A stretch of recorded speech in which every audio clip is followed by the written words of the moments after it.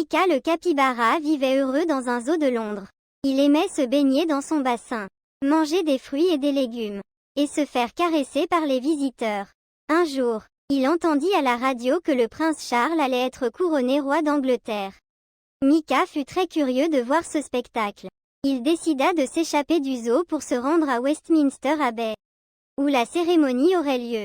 Mika réussit à se faufiler hors du zoo sans se faire remarquer.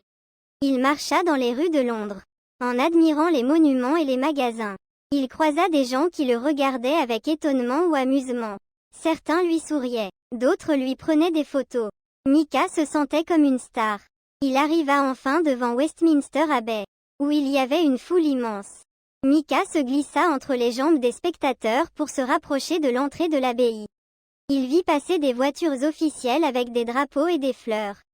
Il reconnut le prince Charles et sa femme Camilla, qui saluaient la foule. Mika fut impressionné par leur élégance. Il les suivit discrètement dans l'abbaye, en évitant les gardes et les policiers.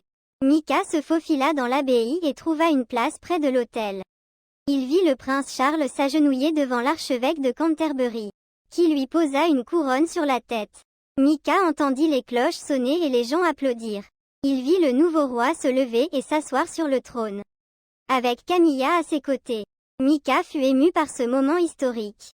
Mika voulut féliciter le roi Charles pour son couronnement. Il s'approcha du trône avec un sourire. Le roi le vit et fut surpris de voir un capybara dans son abbaye. Il lui demanda qui il était et d'où il venait. Mika lui raconta son histoire et lui dit qu'il admirait sa majesté. Le roi fut touché par la sincérité de Mika. Il lui offrit une médaille en souvenir de ce jour.